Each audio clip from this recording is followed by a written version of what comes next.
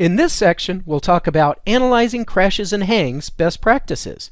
I'll remind you about those important details that you want to glean from memory dumps and provide you with my cheat sheets for helpful debugger commands to accomplish that.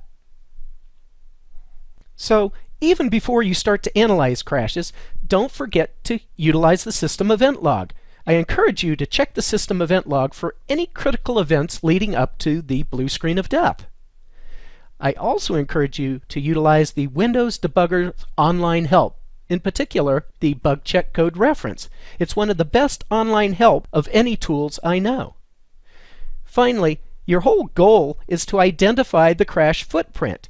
This means the stop codes and arguments, the current thread, the stack pattern associated with the current thread, and any non-Microsoft drivers that may be involved. You can then intelligently search the internet for matching footprints and any hotfixes.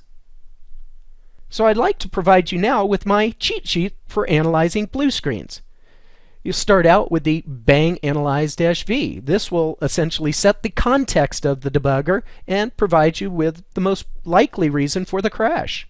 You can then use the bang thread command to show you what thread was currently running at the time. You'll be able to determine what image it was running and its associated stack pattern. Bang process is another good command to give you a general overview of what the current process was doing at the time. You can then utilize commands such as kv or bang stacks to determine if any non-Microsoft drivers are on the stack or playing a role in the crash.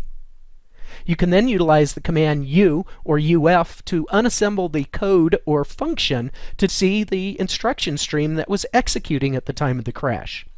You can then utilize the command lmtn to display the various installed device drivers and their corresponding dates. Finally, you can utilize the bang thread command, bang irp, and bang object to check for any outstanding IOs and determine what objects were being referenced.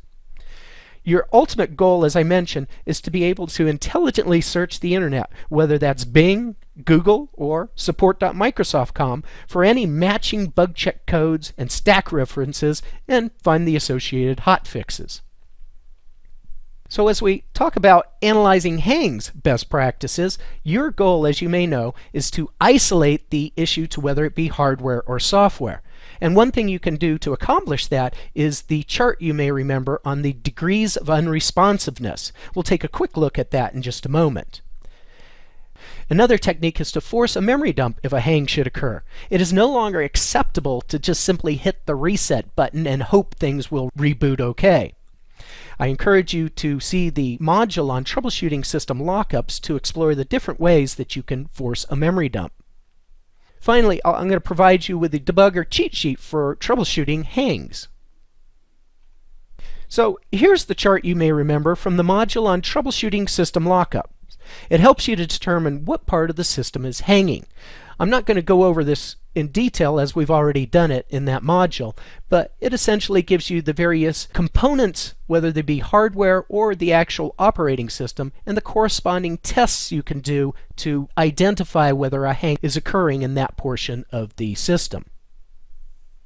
Finally, I wanted to give you my cheat sheet for troubleshooting hangs. Once again, you always start out with the bang analyze-v command, but for hangs, you should add the -hang qualifier. This will check for blocking locks. Another command to use is the bang locks command. This will show you any exclusive locks with waiting threads, which are potentially deadlock scenarios.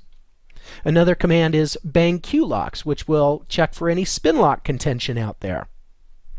Bang thread, once again, to determine what the currently executing thread was doing. And the bang running -it to determine what other threads may be executing on all the different processors. Bang stacks is a handy command because that will show you all the different threads, their states, and the different functions they're executing. Then to check the memory resources, you can utilize the bang vm and the bang mem usage commands. Finally, you can drill down on the actual memory pool usage with the command bang pool used 3 to check for non-paged pool consumers, and bang pool used 5 to check for paged pool consumers.